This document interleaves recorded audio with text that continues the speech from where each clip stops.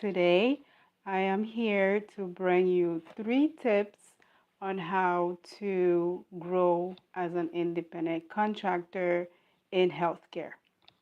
My name is Regine, and this channel is here to basically provide support, guidance as you are in your journey of independent contractor in the field of healthcare.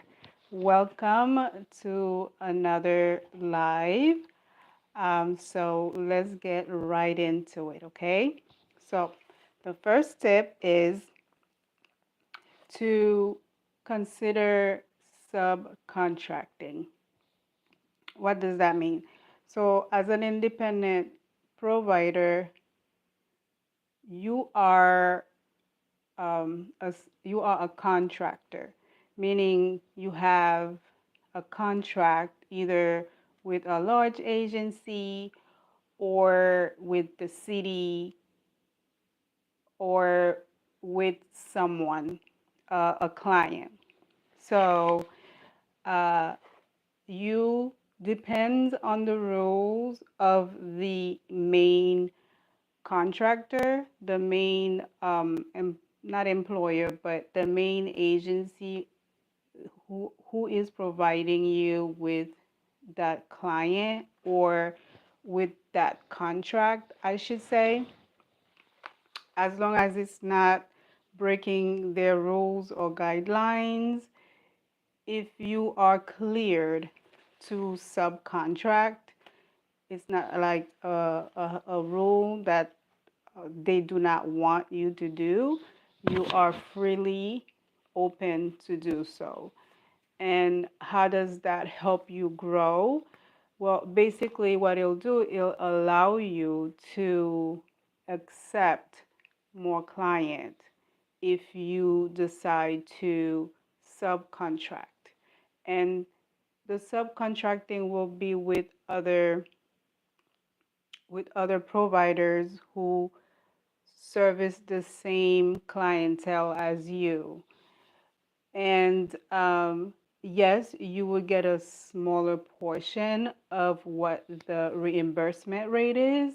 However, you are still, the upside to that is that you have more time to accept even more.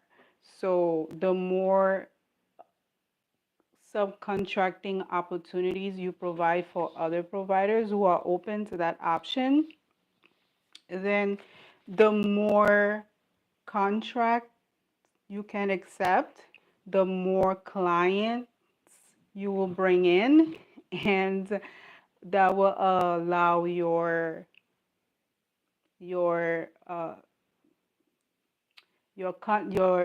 business or the opportunities that you want to provide for yourself, that will allow you to grow even more. And then you will make eventually, even though you're getting a smaller cut of what the reimbursement rate is, you're still, you will probably or most likely um, make even more if you were just the sole provider. So that is one way to grow your business. So that's number one. So depends on your field and what the rules are. Consider that option if it's available and if you are open to provide opportunities for other providers, and also you are creating more services for your clients who is in need of your service. So the fact that you take the time to seek other providers who are interested in providing the same service is allowing you to serve the underserved if that population you're serving are underserved. And a lot of clients in a lot of healthcare fields are underserved. So it's you're providing opportunities in both aspects for the clients and other providers yourself. So always consider that as an option if it's not too much of an obstacle for you, or if it's not too much on your plate, because of course we have to consider that, because self-care is very important. We don't want to overwhelm ourselves and put more on our plates than we can chew. But if growing is something that you do consider while you're providing the service that you're providing in healthcare, that is option number one for you. Okay, so moving right along to option number two, which is to consider providing group services. Again, it always depends on the service you are providing. It depends on the clients and what their needs are. And then, of course, it depends on the rules and the regulation of the main agency the clients are coming from, or the clients are being supported by. As long as you are following those rules and you following the mandates and the needs of your clients, it's always a good idea to consider grouping or providing a group for clients who have similar needs. Um, so again, with that option, you can target the underserved. If there are a lot of clients who are not receiving services because of either lack of providers or other factors, providing the group services will allow them, the clients, to at least get something instead of nothing at all, if that's what they're open to.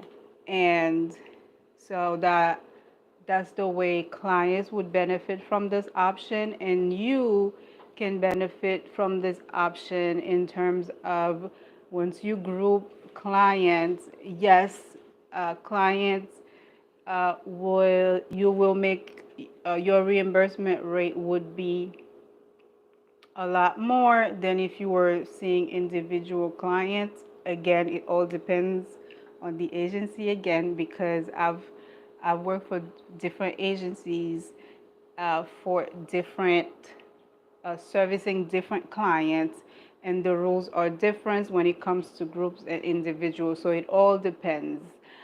Not everything is the same. Okay, private, of course, you have more flexibility.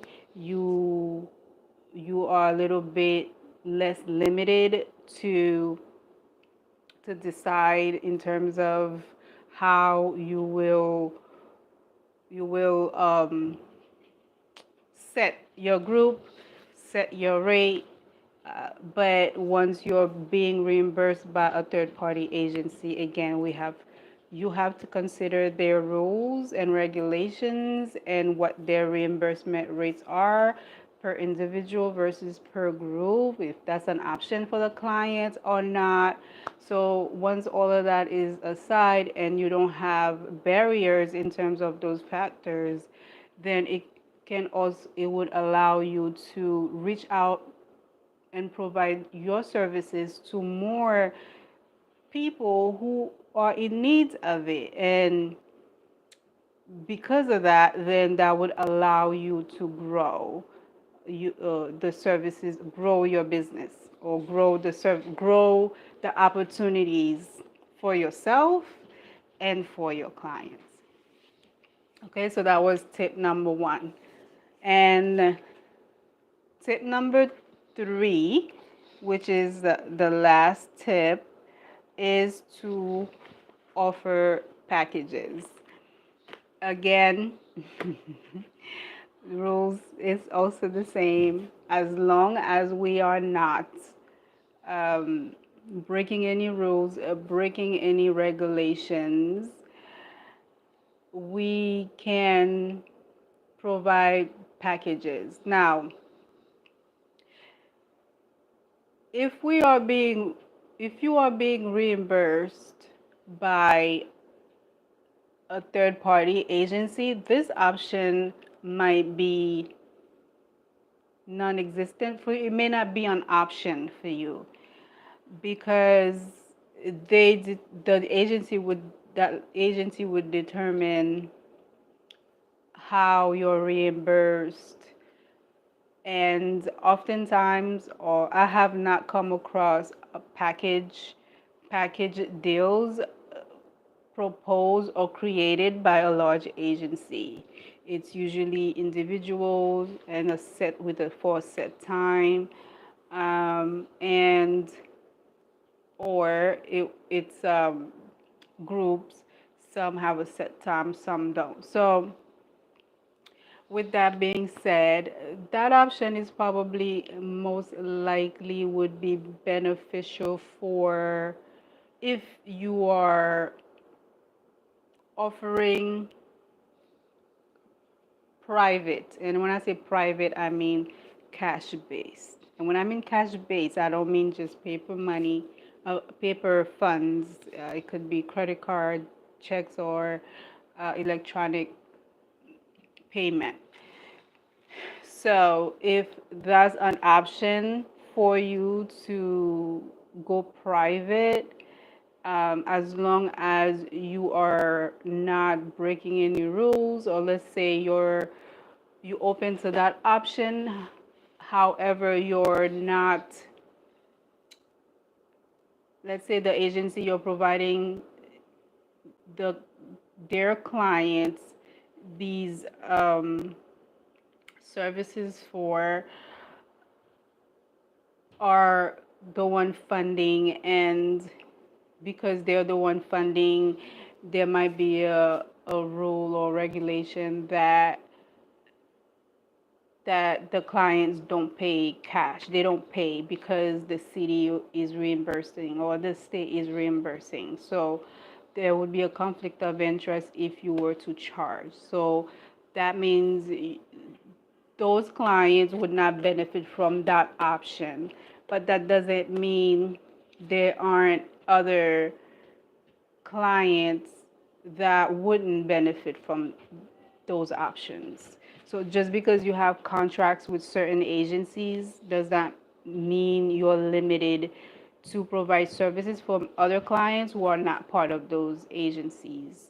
So you can always reach out or network to find clients and offer packages so that way you can bring in more clients in, and so that way you can grow. Um, yeah, so those are the 3 tips I had for you today, and I'll do just a quick recap. The first tip to grow as an independent contractor is to consider to subcontract with other providers providing the same services you provide. And then the tip number 2 is to consider providing group services versus just individuals if that's an option. And then the third tip is to offer packages as an option to your clients who want to provide your services. And I know I say this a lot, but I always consider the rules, regulations of any city or state agencies that you are contracted with, um, so that way you're not breaking any rules, you're not breaking any regulations while you're serving the population that do need your services. So, with all that being said, I hope that this this these tips, these 3 tips is helpful, and if they are, please let me know in the comment section. Let me know if any of these videos that I'm making are helpful in any way, so that way I know I'm on the right track and I can continue uh, uh, sharing those tips with you. And if you have any other tips on how to grow in your field as an independent contractor in healthcare that I did not mention, share with us in the comment section so that we can learn from you as well. And if you are a subscriber to this channel, thank you for being here. We are glad, well, I am glad you're here, and feel free to share, comment, like, and click on the notification bell so you know when I go live or when I post any videos. And until next time, this is the 3 tips I had on how to grow as an independent contractor in healthcare. And I will see you in the next one. Okay? Bye bye.